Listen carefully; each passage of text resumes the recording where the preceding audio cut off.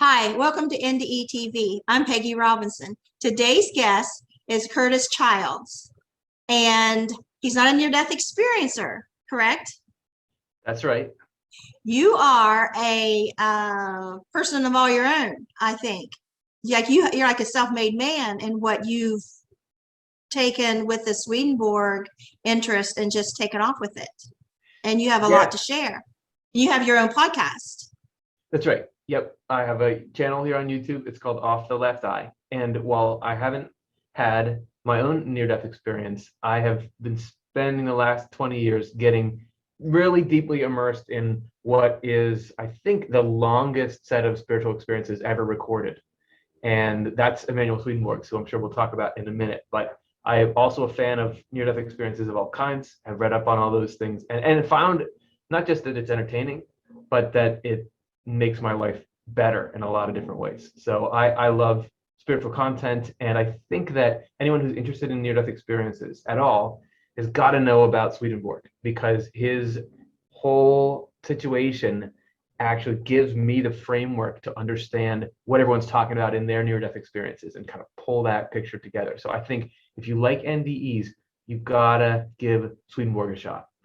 Now, you say you have the longest set of near-death experiences, like videos?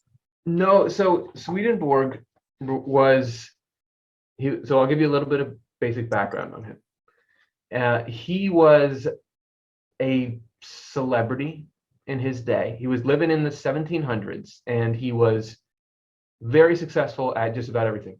So he was an inventor. He was in the Swedish government. Sweden was like a world power at the time. He was primarily known as a scientist. He was like forefront of anatomy, started the science of crystallography, was a botanist, a chemist. There's all kinds of things he was doing. He's sort of a Renaissance person. This is back when you could really be good at everything because science wasn't like as complex as it is now. And he was going along and having his career, and he brought the first scientific journal to Sweden. He did a lot of things that meant a lot to a lot of people, but then he started to at first have these dreams that began to become more and more significant, and he journaled it all down and he wrote about it because he's a very analytical scientific person, so he's used to categorizing everything and cataloging everything.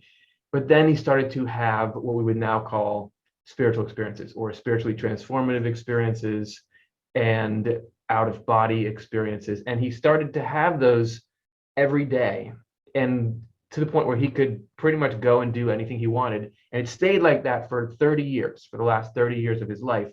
And he spent the last 30 years, he had stopped writing about anatomy and chemistry and all that, and started writing exclusively about spiritual stuff. So his record of the last 30 years of his life, I think, is the longest anyone's ever recorded having constant contact with the spiritual world.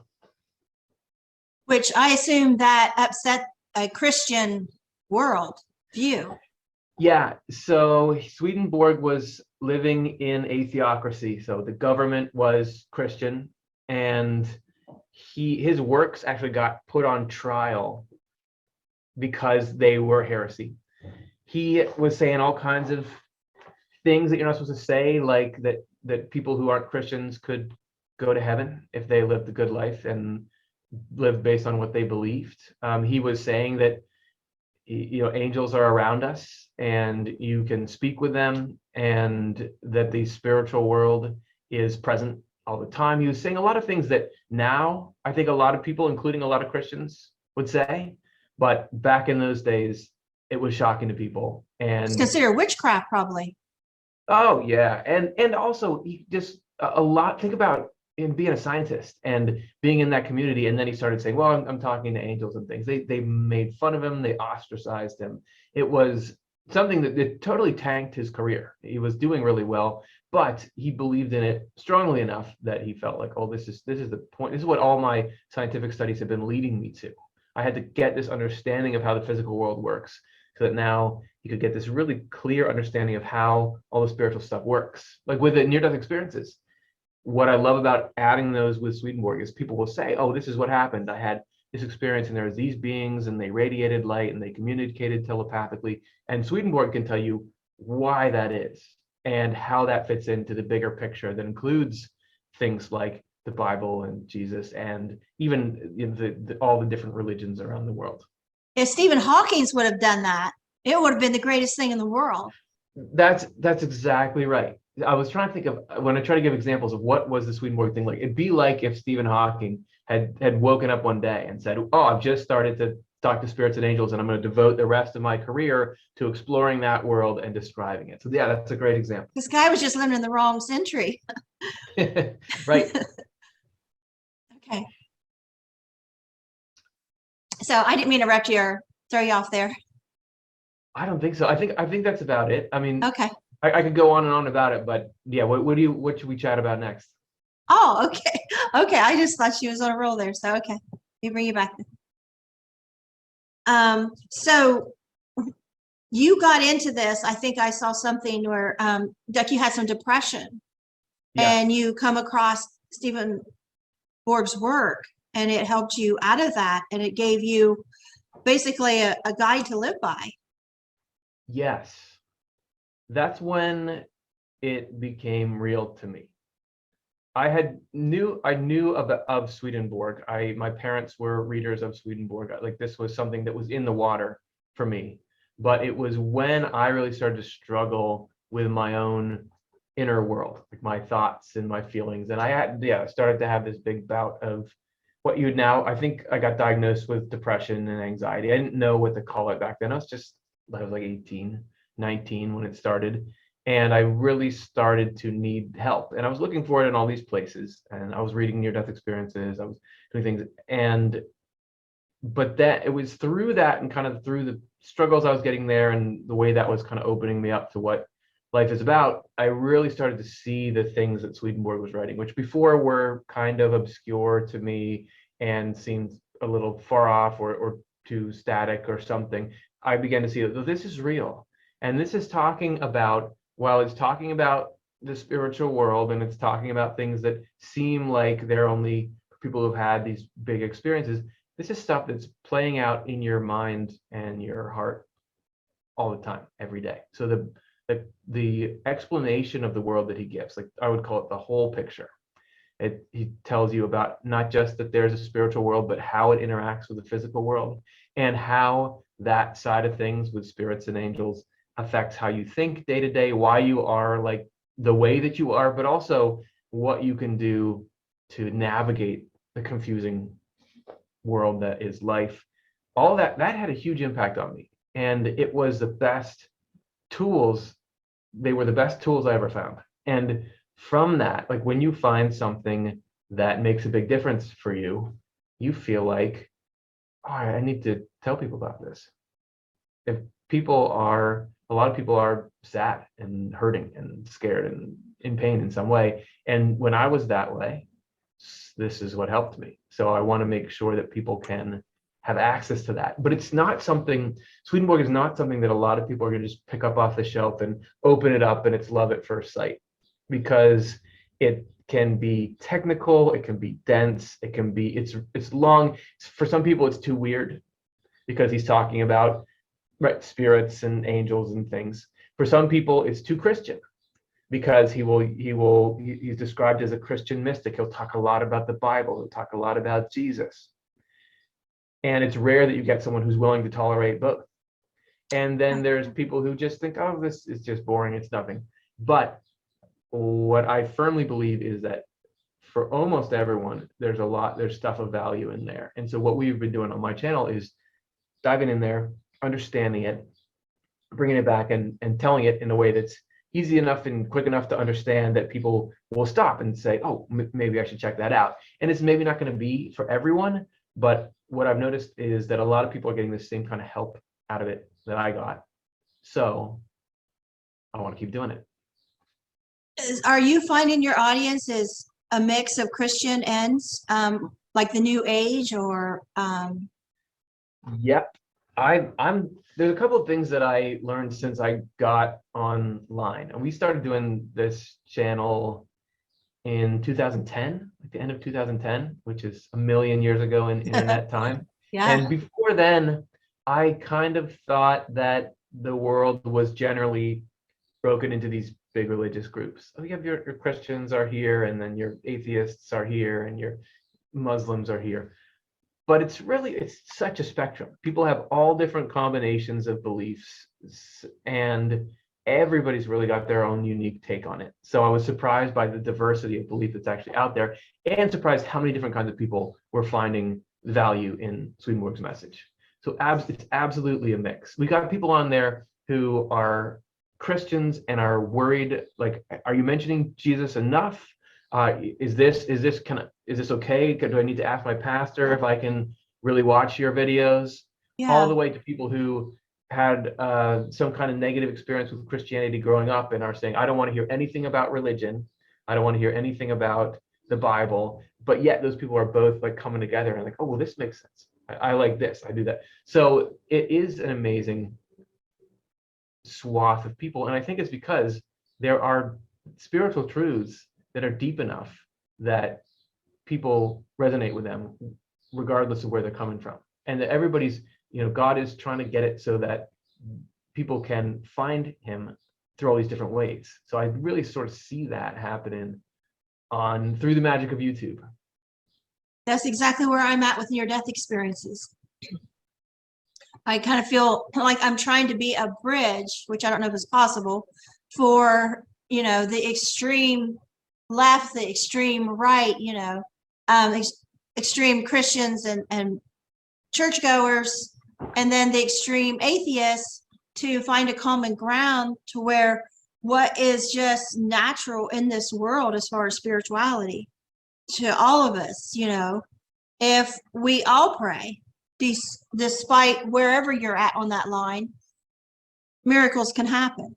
I've had atheists on and called one time out to God and a miracle happened.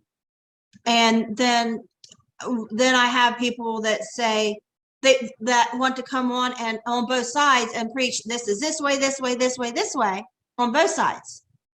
And I'm sitting here thinking, you don't have to put everything in a box. And it's a strange audience to have. Yeah.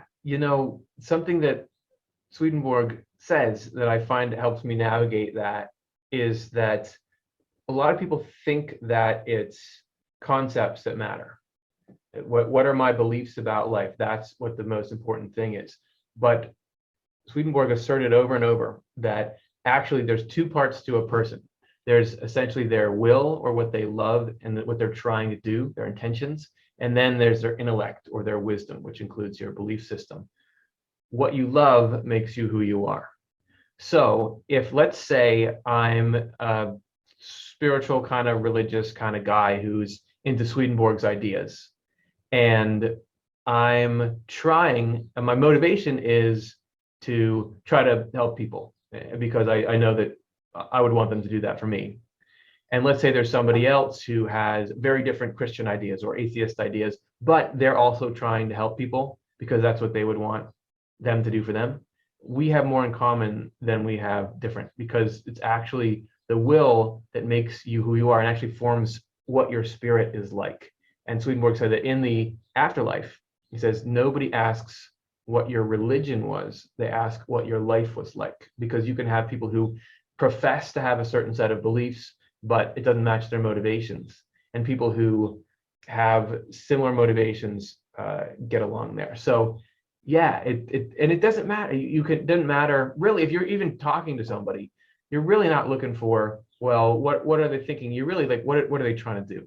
What do they believe? How are they feeling about me? What's their motive? That's really what makes us who we are.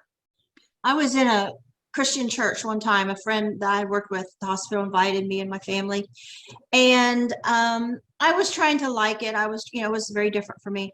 Coming from, my ex was Catholic, and I wanted to go back to my original, Christian churches, and so I'm giving it a try. And the preacher started telling a story, a true story that happened, that this man used to sit on his porch every day, and he never come to church, but he would sit on his porch, not every day, every Sunday, and listen to church. He would listen to everything that was going on. He could hear everything that was going on in the church, all the preaching, all the singing. He sat that close to the church, but he never stepped foot in the church. I'm thinking that's beautiful. I'm thinking Yeah. it's beautiful. That's not how this preacher told it. He said that man died and he went to hell. And I just want to get up and walk out.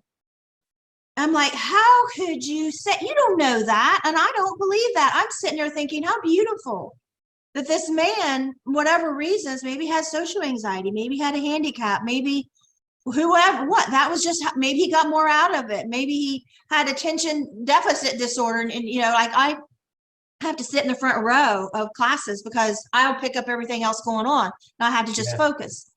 And I was just so upset by that. I thought, I don't want to hear anything this preacher has to say ever again, because it just done something to me. Well, because there's a basic principle of what it is to be a human that goes against. Because what does it matter? It's so externally minded. Because what does it matter? Who's more at church? That guy who didn't walk through the doors, but he's listening and cares about what's being said and is using it to look at his own life and say, well, am I living by the golden rule and the 2 great commandments? Or somebody who goes into that church and sits right in the front and has nice clothes on, but during the service is not really thinking about what's being said and is sitting there judging their neighbors and doesn't go out and try to live by the 10 commandments. Of course, external things are not what's important. It's what's internal. And this is what Swedenborg was adamant about as well, is saying, look, how you act in your heart and mind is what matters. That's what you keep when you cross to the other side. All the external stuff doesn't matter how much piety you have. You can have plenty of external religious observance. That only matters if it's in accord with what's going on inside of you. And if you have internal piety, which is that you have some idea of God and that you're trying to follow God as best you understand, and knowing that you're trying to express love to the neighbor, that is in the afterlife. Then you can learn all this religious stuff, all the ideas and the theology you need, that comes to you really easily. But if you had really been living a life of primarily self-focused selfishness and materialism, doesn't matter how much theology you have up there. Even if you could even be a preacher where you talked about it a lot with a lot of zeal, but it was really all just about your own glory. You lose all that. You lose all that knowledge because it doesn't go with your heart. And in the end, your heart will form the kind of mind that goes with it. So of course, and how's someone gonna go to hell? Like, how's God gonna make it that you have life and it's as complex as it is, and people are who they are, and there's things like attention deficit disorder and all this, and the litmus test for whether you're going to go to heaven or hell forever is, did you walk into this door or not? I think people can tell that there's no life in those teachings. And this was one of the things that Swedenborg was most adamantly against, is what he called faith alone, which is when you separated love, to love the Lord, love your neighbor, from faith, which is these ideas and these teachings and these rituals. And I think that's a great example of it, that you think, well, it doesn't matter what the circumstances, you're not looking at that person with love. It doesn't matter what their circumstances were. It doesn't matter what their intent was. It just matters that they didn't do this technical thing, and so now they're going to get punished by it. That's not what, God is not like that. God's not a lawyer.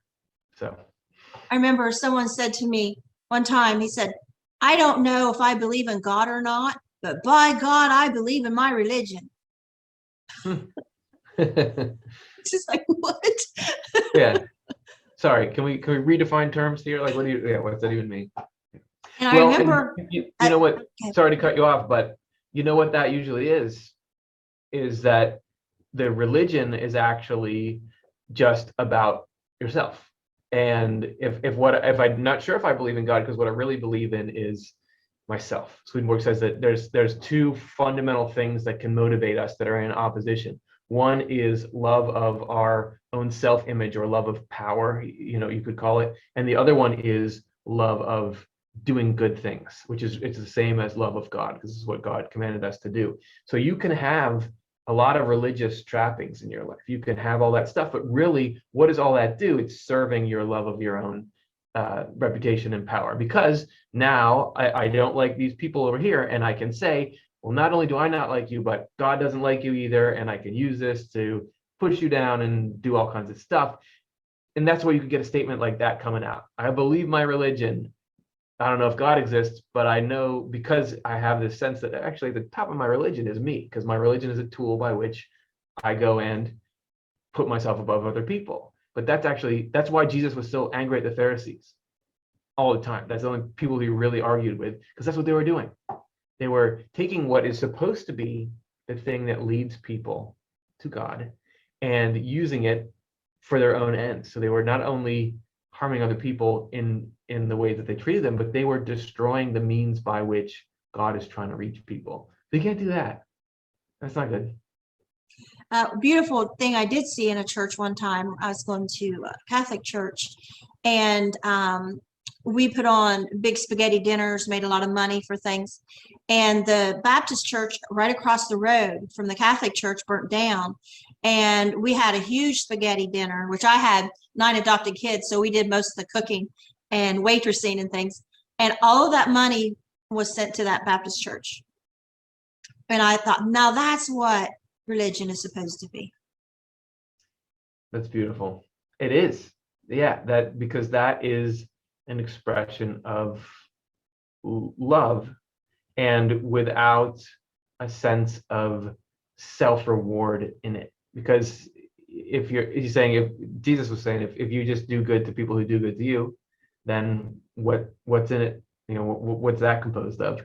And there you're saying, well, even though these people they have their differences, what we want to do is serve them. And I think that people can tell that that's the name, doing something in the name of Jesus. Because what was Jesus all about? It's about, I'm going to help, I'm going to extend love to everyone, and I'm going to make that what my life is. And when we see people doing that, we can tell, oh, that's people acting in the name of God. And Swedenborg was trying to convince everyone, look, that's what matters, and that's what sticks with you. Because he would go and see people in the afterlife who thought that they had checked all their boxes. And then when they get there, it turns out that because what they had loved was just selfishness, then they lose all that memory, all that prestige, all that stuff that they have been counting on to make them better than other people. And that makes it so that it's very hard for you to accept the happiness of heaven. Because to Swedenborg, what heaven is, he has a succinct definition of what's the difference between heaven and hell. That heaven at its core is the enjoyment of benefiting someone, so of making someone happy. And when it's just, instead of because they'll do something back for me, but just knowing that's what I would have wanted someone to do to me, that feels good to them. That is what heaven is at its core. And hell at its core is to somehow use other people for your own enjoyment. So I'm going to wish well to nobody but myself. And so when people were getting into the afterlife, because whichever one they love, if you really make your life around, hey, it's fun to put this person down, I'm going to steal from this person, I'm going to somehow use other people to get what I want. How are you gonna, when you go into the afterlife and you're still you, like your spirit still has your personality, how are you gonna enjoy the joys of heaven, which are just the joys of mutual love and of caring to others and of wanting to serve all like Jesus did? That's going to be like, you don't know how to eat that food. So Swedenborg was trying to convince people, look, don't get fooled by thinking, well, I've said the prayer 5 times today, when you haven't taken the time to do repentance, which is what Jesus was always preaching.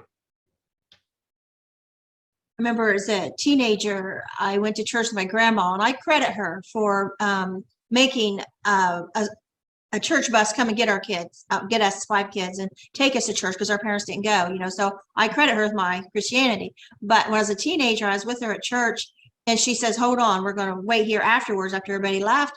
And I noticed this young mother with a little kid standing there looking kind of scared, like in the back. And I thought, what's going on? And my grandma, she's a short little 5-foot lady, was over there just, yelling at the preacher and pointing at this girl. And so I started listening to see what's going on. And here my grandma was telling the preacher that girl is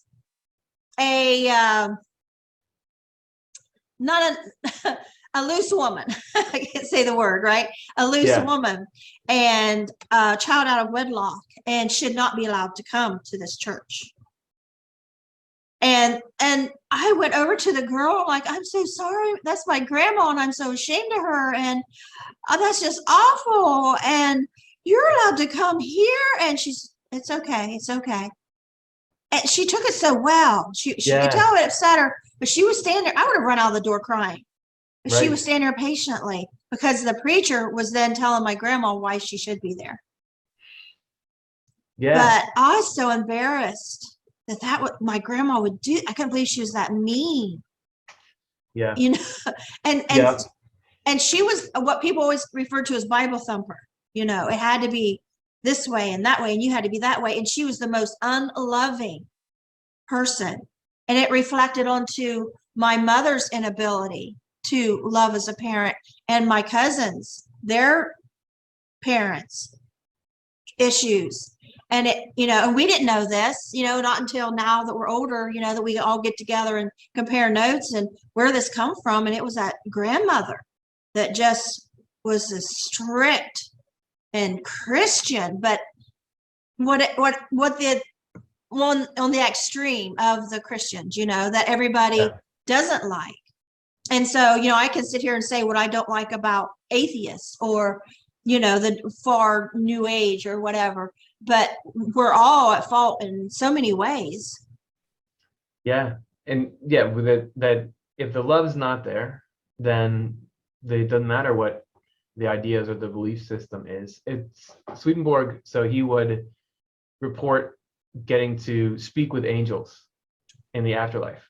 And he says on several occasions that angels, you'd think if anyone's going to maybe be Bible thumpers, it's them, right? Because they know all this stuff, but that angels always like to look for the good in everyone.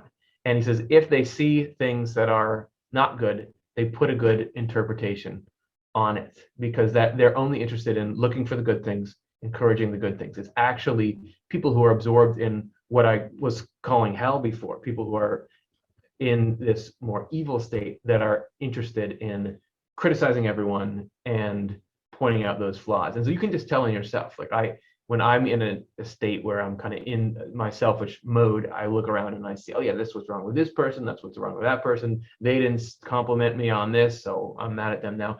But when I'm in a humble state of goodness, where you were just saying, we all have our flaws, that's when you're looking at life a little more like an angel looks at life. And that's based on how Jesus looks at life, which is when it's almost the same thing. When the Pharisees were saying, hey, this woman who's washing your feet, she can't do that. And he's like, yes, she can. She's actually being nicer than all of you are. So it makes me think of one day I met at a restaurant with a caseworker and a teenage girl, and she wanted me to meet this girl and see if I would want her in my home. And so the caseworker and the girl sitting across from me and in this restaurant booth, and this caseworker is going on and on for like 15 minutes telling me everything bad about her. She's in NA, she's in AA, she's a nymphomaniac, she did this, she did that, she's horrible, she's horrible, she's horrible, horrible, horrible, horrible. And the whole time I'm sitting across, and me and that girl's making eye contact. Her name's Tina. Yeah. And we just have this, like, we're ready to bust up laughing. We're just making this eye contact. And we're like on this wavelength, like, isn't she stupid? We're just like, we're both realizing, and she's being such a good girl. She's not speaking up for herself. She's not interrupting her. She's not saying a word, but I could tell everything what I was seeing in that girl's eyes. And so when the caseworker was done, she says, so what do you think? You don't want her, do you? Because if you don't want her, then she gets sent upriver, which was like the juvenile detention. Yeah. So what do you think? You don't want her, do you? What do you think of her? And I said, I think she's beautiful.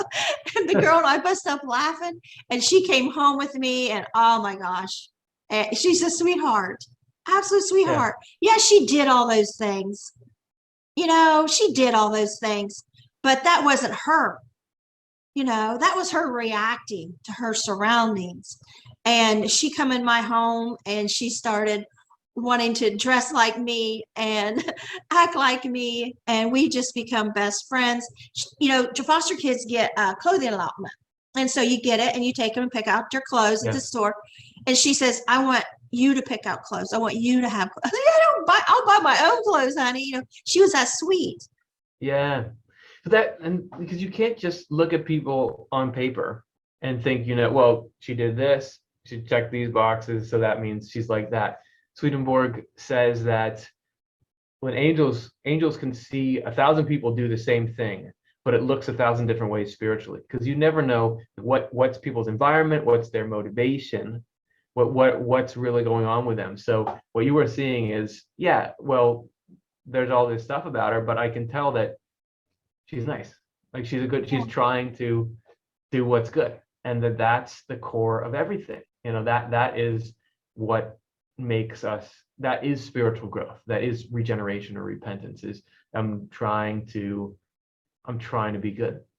Yeah, I just saw it in her eyes. I mean, to sit there and grin while somebody's talking about you like that, and look in my eyes, and we're just communicating. Like, who cares? You know, those are the things she did. That's not who she is. And so we're going to bring her home, and she's going to be somebody else. And she was very proud of her. She became a very good mother too. Mother of 5. She's really good. Wonderful. So, but yeah, I'm just like, my kids say, Mom, like Mom and her stories. Like I talk in stories, like you and a lot of people that come on, they talk, you know, on your education, what you've learned and and I feel like my stories just kind of throw in a visual to go. Yeah. I'm trying to fit in where I fit in here. And that's just, you know, who I am. That's just how my mind works. When people say something, I see a visual, and it's so strange that I think about it. When I had my near-death experiences, I was shown things in visuals, you know, and so they must have knew that I was that type of person that needed a visual aid. You know, a scene would open up, and I'm like, oh, okay, I get it now. Yeah, and the stories are how life actually happens. That's what actually you're just talking about what happens in life. So we can talk about the concepts and, well, this is what it is, love of the neighbor, and this is truth and good, and this is what angels say. But when you're describing that interaction that you had that really happened, that's stuff in action. That's how it actually comes out in life. That's how it plays out.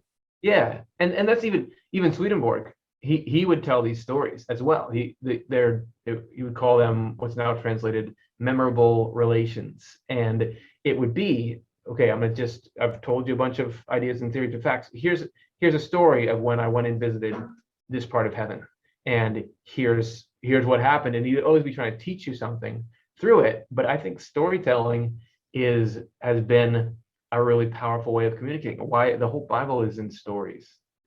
And Swedenborg says that's because there is this, those are used as a teaching tool. It's like a big giant parable, just like Jesus is always speaking in parables. So I think stories are where it's at. I think that's why I was so good with kids too, and related to them, because I could just get on their level, and you know, and like I did, I just said to heck with the school system, pulled all my kids out and did some neighbor kids. I started a homeschool, but with, you know, the amount of kids I had, it was like a 1-room schoolhouse. And I didn't know how to be a teacher. And so I just did what I saw the kids got excited about. And I started doing everything in story form, even the solar system. You know, you're this planet. Now you move here and you move there. And we're just doing the whole solar system. And then we'd have Bible study. And it's not boring, because you are this character in the Bible and you're this one, and I'm going to read you the story. Now you act out. And they would be so funny with it. And so when we would have spelling bees, they would be jumping up and down when they would, and help them remember how to spell something. And that worked for them. They had to be active. They had to be engaged. There was none of this sitting down and, you know, this boring stuff. Because I didn't learn that way as a kid. I stared out the window for 12 years. And I come out of there and I hardly know anything. It's like we were talking about before, with there's what you love and then what you know. And ultimately, only things that you love stay. So you're getting those kids to love the knowledge of the solar system and love the knowledge of the Bible. So it's probably a really powerful way to learn. And I would take them once a week to the library and say, pick out anything you want, any subject, anything you're interested in learning. And the twin girls, they got some CDs on learning sign language. And that was their thing. And so because all my adoptive kids, adopted 9 or 2 sibling groups, they come with, learning issues where they were in these chaotic families, and so they just couldn't catch up and people didn't accept them. And so we did homeschool for a while. And then when they went back to school, they weren't below grade level. They were all above grade level. And I was so proud one day, my twins come home from a field trip to a mental retardation school. And they said, Mom, guess what? The children at the MRDD school were putting on a play, like a musical thing for the students. And they were doing sign language. And my twins at the library had learned that sign language. And they asked the teacher, says, hey, we know sign language. They're like, you do? Because they didn't teach them that. And they said, can we go up on the stage and participate with them? They said, yeah. And they were on the stage with these children doing the sign language. And they were just so happy with themselves. And I was so proud. Yeah. Because, we don't really have things like that in school. Say like what the Swedenborg, or any near-death experiences, or anything about spirituality. We have nothing to, first of all, identify kids that have an interest in that. That's true. Or to offer anything, because I would have soaked that up like crazy if I could have been introduced to something like that as a child. I guess that's why people are looking on YouTube, is there's not like an organized, structured way. Here's how you start to learn what do people know about life after death? What are people saying they experience about life after death? And so, yeah, right, people come here, but it's a good point. It would have been a fun thing to be able to do from a young age. And one of my granddaughters started talking one day, saying that they were my daughter brought it up. She said that they were at a public pool, and this child almost drowned, and she found her and she was so scared. That was her story. And so the child said, yeah, and started talking about what it was like to drown, what she saw under there, that she saw her parents looking for her while she's underwater, and was telling what they said as they're looking for her. I'm like, she had a near-death experience. And my daughter's like, oh, she did not. Like, don't go there. Don't bring that in my home. Okay. Right. So, but yeah, I'm sorry, I get off topic, but what you talk about really excites me. And when I get excited, I just like, the conversation really spurs my energy. It's all on topic. I feel like, so we're good. Okay. Was there anything else that you wanted to cover that maybe I didn't let you? No, like you said, we were just like, let's go where it goes. And I feel like pretty great. Okay. So what are your beliefs now after everything? Yeah, so what I try to do is take the principles that I learned and put them into the mundane, regular things that I do every day. So I'm trying to, Swedenborg talks about usefulness. He calls it usefulness, which is another word for doing good things for people, but in a constructive way. Like that is sort of the heart of what heaven is. So when you are talking about those things you did for those kids, and you're excited because you're saying, well, this is what I did for them, and look at the good it did. It made it so they could do the sign language, and they're happy about that. It got them to this grade level, and they're happy about that. That's the joy in doing something useful for someone. So according to Swedenborg, that's like the core of heaven. What heaven is a bunch of people who love that and who make that what their life is about. It's not like you'd never have any happiness in a nice meal, or in even get people saying you're doing a good job for stuff. That's all fine, but it's not the main thing in your life. The main thing in your life is, how can I help people? And so I'm trying to arrange my own life around, how can I be most helpful? So how do I make sure that the way I'm spending my day, it's all geared towards doing the work that I think is important that I'm doing, which is to try and tell people about these principles. How to make sure I do that well, and continually look for how do I make a better and better impact on people. So that's big. And then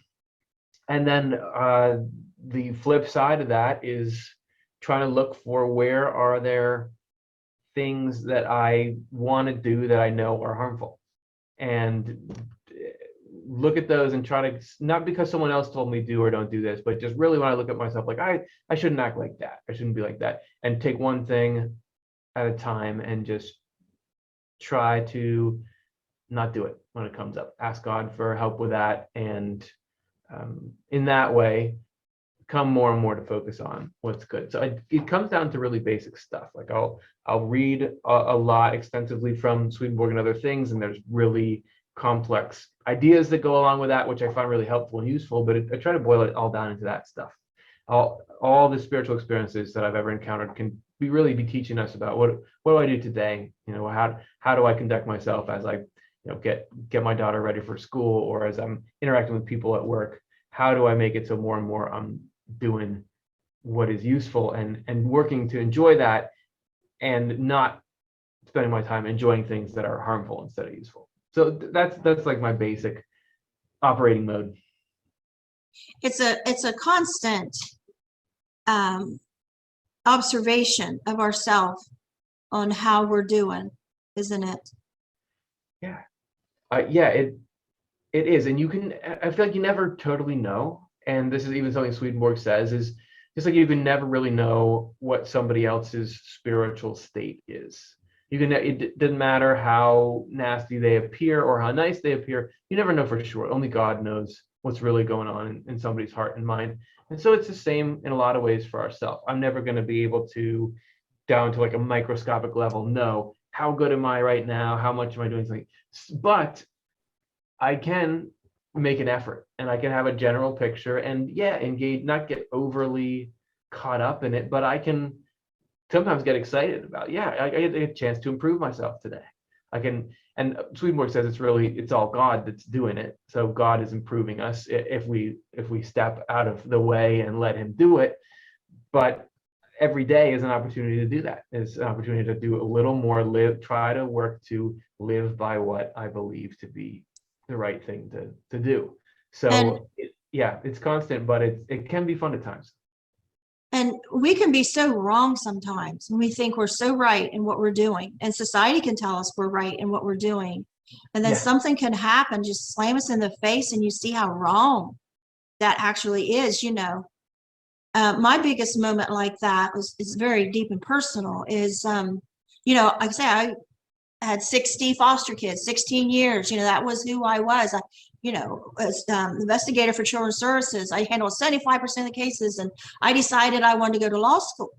I was going to fight for children's rights because I seen all the injustices that, as a worker, and corruption in the county, and I, filed complaints. I contacted Attorney General. I did all these things and trying to help clients, and I was in the right. But we moved to Michigan so I could start law school. Here I have these 9 adopted children, and I'm just going to go 1 year and then transfer back home and go closer to my home. But it's still where I got accepted in, to be honest. And so I got my book list finally, and I was supposed to start in the next month. And I was just like, it was walking distance to the college. Everything was set up. My husband had got a job in Detroit, and kids was in school, and everybody was settled. Everything's good, right? Got a knock on my door from their children's services, and they said they wanted to take all 9 of my children. Mine. And it was, it's a whole long story. It's in my book. But the thing is I couldn't look in the mirror for a couple months, because I sat on my bed that night and I thought, this is how I made parents feel when I knocked on their door. Right. Oh my God, the fear, the horror, the disgrace, the shame for something you didn't do. And now you got to try to prove yourself. And, somebody told a lie. Now it's up to me to disprove it, and just all these things. And I didn't know at that time that I could help everybody, but I couldn't help myself. I reverted back to who I was as a child, where you just get abused and you stand there and take it and don't say a word. I didn't know how to help me. If it was my neighbor, I would have been right there, carrying signs and going to the governor, Yeah. but I didn't know. And so it's like, we can think we're doing the right thing. And man, when we got out of there and I went back and worked at a child protection in another state, and I told them, I will never remove a child. Like, I'm a child protection worker. And you're Right. not going to remove a child? I said, I will never remove a child. And I didn't. And I'll work my butt off, and I'll make things happen any way possible to keep, parents keep their kids, or temporary to a relative while you go in rehab, whatever their issue is. I'd never remove another child. Never. Wow. And I became an advocate, and I got some, I don't know if laws changed, but I think I got laws changed. And I know I got some policies changed. And I know I got anti-bullying policy in our school through the state. I did a lot of things because of that. It really opened my eyes. But if that knock on my door hadn't happened, I would have went to law school. I would have continued doing things to people that hurt them horribly, and would have thought, and the world would have told me that I'm child savior. Wow. And Yeah. it was, just one knock on the door woke me up and brought me literally to my knees. And it was something I didn't recover from in 20 years. It took me to recover from. And now I am who I am. I'm doing this. And I'm not ashamed to say I got a knock on the door. I couldn't have said that before. Right. Because it's like, this is my area. Of course I'm going to be doing this, right? So that's incredible. And it's like this moment of spiritual growth for you, where like you're understanding the other people in a way you never did. That's amazing.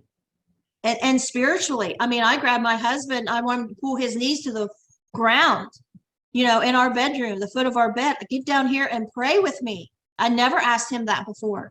And he said, I can't. Today, he would drop his knees in a heartbeat. And that is because of that knock on that door. Right. Just over the 20 years, the process I've went through, coming out about my spiritual experiences, NDEs, and he just knows this is just living, breathing in me now. It's not going away. Yeah. And so we have no trouble right now. We can just pray together. 20 years ago, no, it's just so strange. Yeah. Divine providence.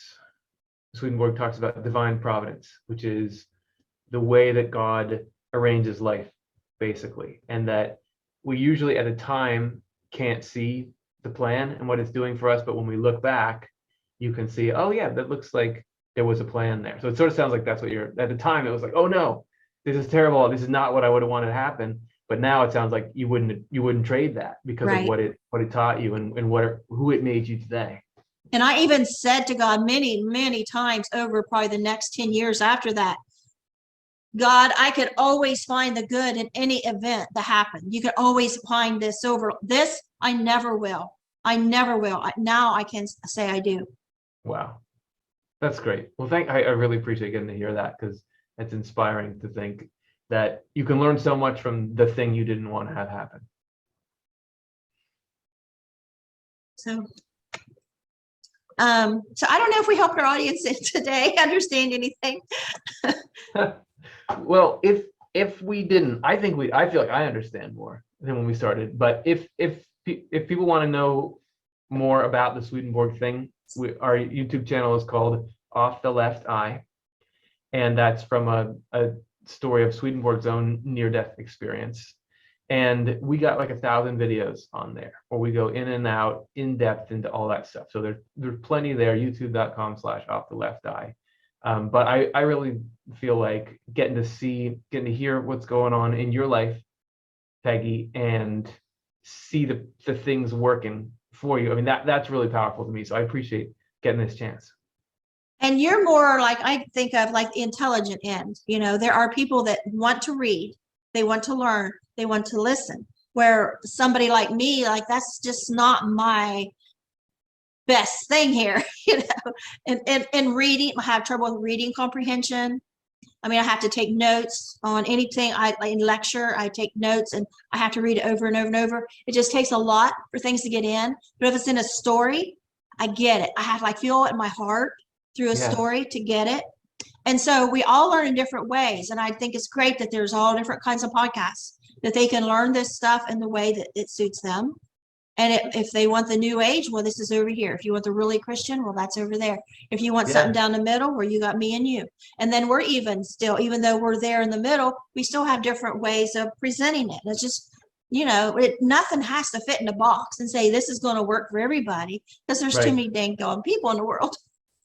Yeah, that's right. And I think that's part of how God's plan works too, is that knowing all these different people learn in different ways. They're going to be open to different kinds of explanations of primary truths. So look at this. God is going to, through different people and different life stories, create all these different means of leading people to God through this stuff. So I think it's by design that if God really loves everybody and is thinking about everyone all the time, of course, he's going to be thinking, all right, so how do I get it so there's a pathway that's going to work for you?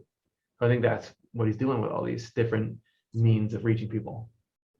It makes me think of in 5th grade, I was new at school and I went to find the 5th grade class, and one of the boys said, 3rd grade's down there, because I was always so tiny for my age. And, and so we need a 1st grade for this, and a 2nd grade, a 3rd grade, different levels of understanding and how we learn. Right. And then some might want to go to the university, but some of us, we just need to stay down here and recess. And learn in that way. It doesn't have to be, it's not about complexity. What we were talking about before is that what it's about is what you love, what you care about, what you're intending to do. For some people, it's useful to have a bunch of concepts that will help focus them on doing what's right. For other people, just a few really important core truths are what's important. But what really matters in the end is the stuff you have, make it so that you're able to work on, loving God, loving the neighbor in your daily life. So yeah, I love the idea of how do you want to learn, and how much do you want to learn to get you to where? Because learning is not the point. It's putting things into practice, which is making you into a more, Christ-like person. That's what we're trying to do. I got put on the spot when I had Evan Alexander on my podcast because I said, I read your books, which I did. And he said, oh, what did you think of, he named the last one. And I'm like, it was beyond I had to be honest. Why do you say it? You're right there on the camera, right? And I don't edit. And so I'm like, it was beyond my educational level. Yeah. I said, now the first book I really got into because it was story form. And I said, that's how I learn.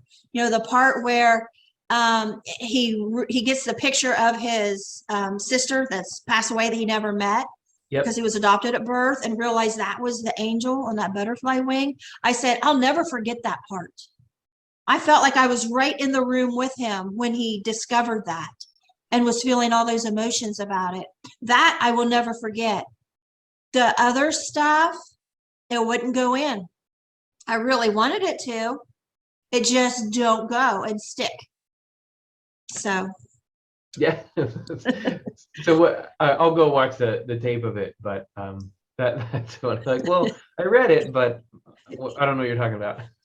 I felt like a light was like flashing on my face. I was hooked up to a lie detector. What are you going to say? What did you think of page 75, paragraph 4? Yeah. And after my book was done, I clicked something one day. I don't know what I did on my laptop, and it would tell you, I didn't know there was such thing, but it tells you what grade level this is.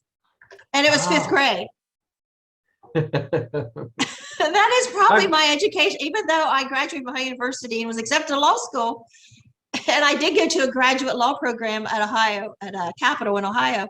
But I'm a big dummy, I think once you've been out of school for a while, because I once was tutoring somebody who was in 8th grade, and this was when I was an adult. I don't know exactly how, somewhere like late 20s, early 30s, something like that.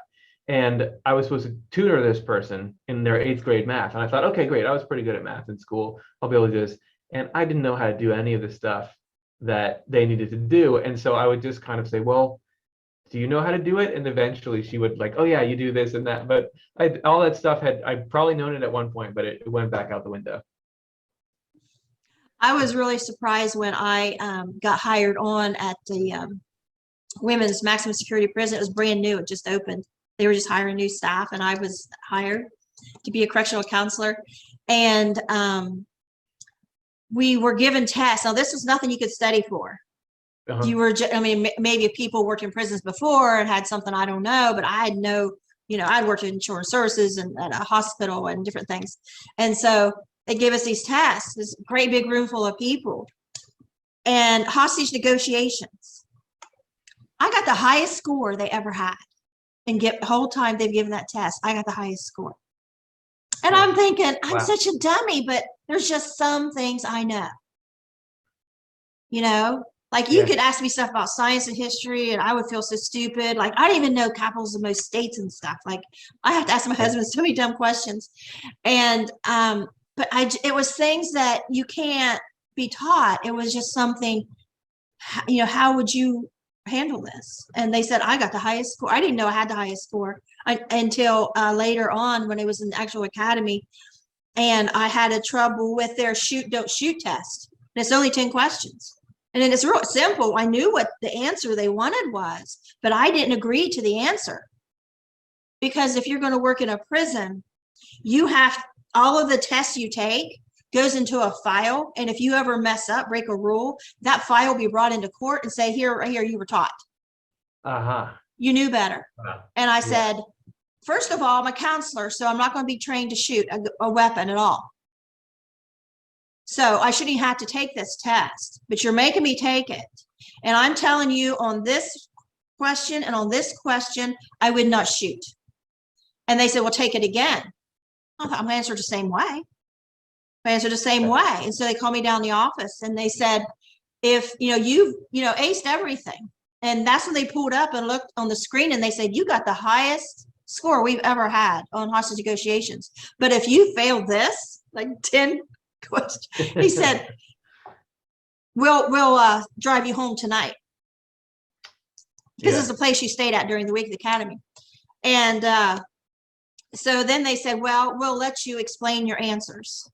And so they passed me that way. I got to explain my answers.